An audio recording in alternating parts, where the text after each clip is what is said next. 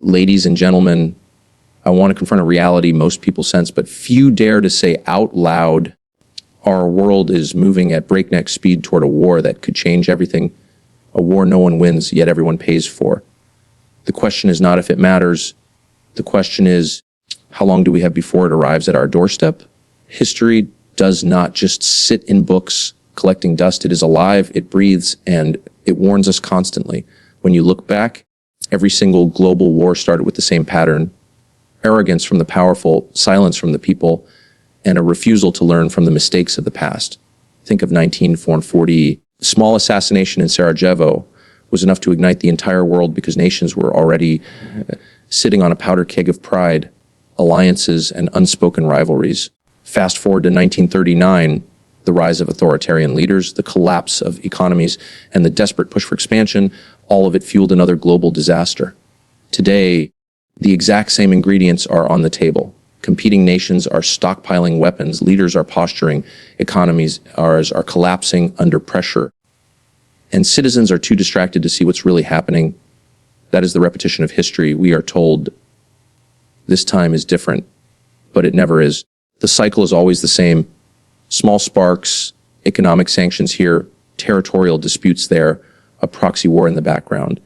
And then suddenly the entire planet is engulfed. That is where we are now. People like to believe the world has grown wiser, that humanity learned something after Hiroshima, after the Cold War. But the evidence says otherwise. Our leaders are sleepwalking us into the same disaster, smiling at press conferences while moving chess pieces closer to direct confrontation. History screams at us, when you see these signs, catastrophe is not far behind, and yet we ignore it. Now look at rising tensions. The truth is simple. The United States, Russia, China are no longer competitors in the marketplace of ideas. They are preparing openly for war. Russia's actions in Ukraine are not an isolated conflict. They are a message to the West. China's aggression in the South China Sea is not about a few rocks in the water. It is about control of the world's trade routes and the assertion of dominance in Asia. Meanwhile, the United States responds with military deployments, sanctions, and endless rhetoric about defending democracy abroad while its own people suffer at home. This is not cooperation. This is confrontation. Every move escalates the stakes. NATO pushes east. Russia digs in. China builds alliances with countries alienated by the West. Each side insists the other is the aggressor. Each side claims moral authority. And in the middle are ordinary people who will pay the price. These tensions are not imaginary. They are visible in headlines, in budgets, in treaties being torn apart, and in military exercises designed to intimidate. We are not talking about diplomacy anymore. We are talking about preparation for the unthinkable. That's why this matters. Because when great powers collide, history tells us exactly what comes next. And it is not peace. It is not prosperity. It is war, total and devastating. The kind that changes not only borders, but the destiny of humanity itself. Look carefully at the small wars happening right now, and you'll notice something no one in the mainstream wants to admit. They are not random, isolated conflicts. They are laboratories. Proxy wars are the training grounds where major powers test their strategies, their weapons, and their tolerance for chaos before the real fight begins. Ukraine is not just Ukraine. It is the battlefield where NATO supplies weapons, where Russia flexes its military muscles, and where the West measures its own political will. Every missile fired there is a signal. Every tank destroyed is a lesson. And while Western leaders frame it as a moral struggle for democracy, behind closed doors it is nothing more than a proxy contest between global giants who are too afraid to fight each other directly, at least for now. The Middle East tells the same story. Conflicts in Syria, Yemen, Gaza, they drag on not because the world can't solve them, but because every great power has a stake in keeping them alive. Arms manufacturers make money. Politicians gain leverage. Intelligence agencies test methods.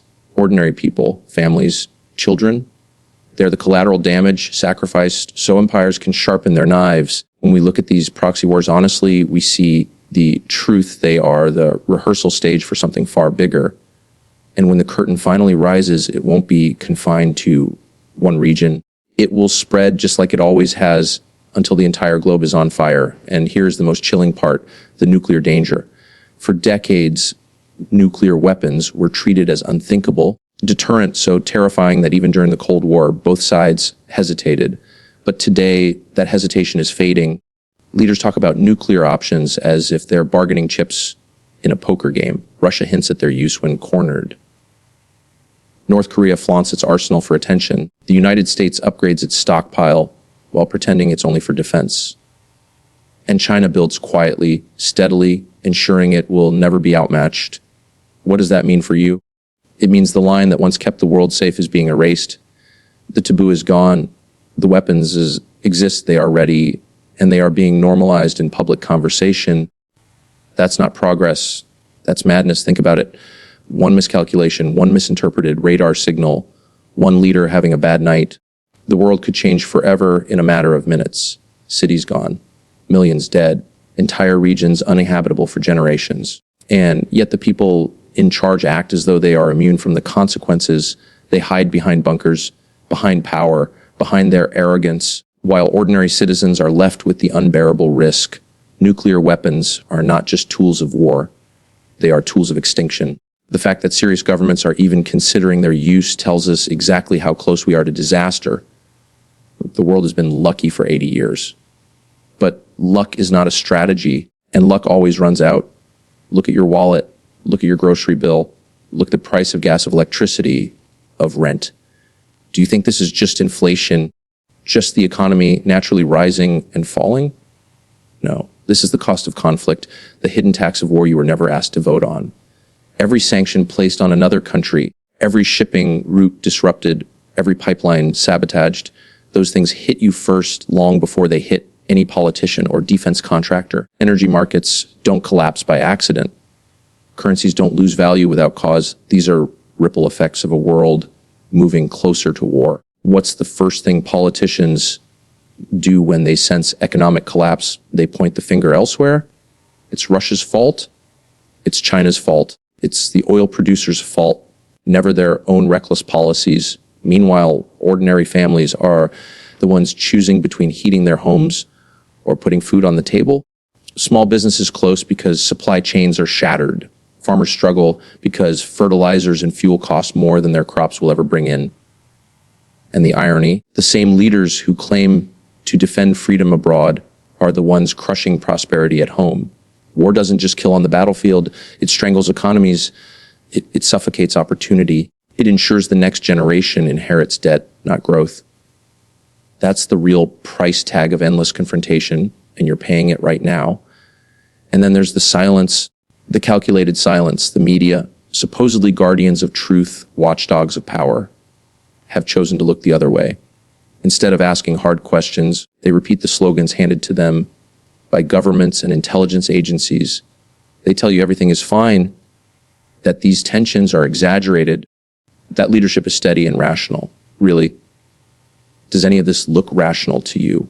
When nuclear powers are trading threats, when currencies are collapsing, when borders are flooding with weapons, that's not stability, that's chaos.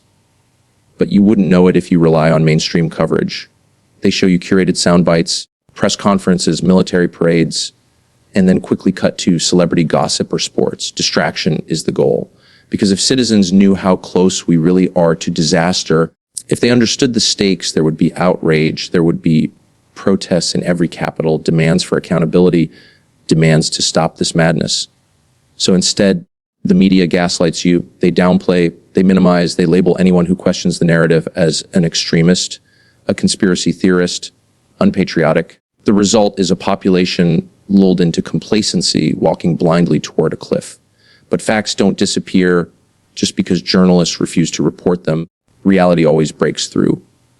And when it does, when the cost of silence finally becomes undeniable, the same anchors who assured you everything was fine will shrug and say, nobody saw this coming. But we did, we always did. Every empire in history has faced the same temptation to spend endlessly abroad while neglecting the people at home. And that is exactly what's happening right now. Every bomb dropped, every tank shipped overseas, every contract signed with a defense company represents money stolen directly from your community.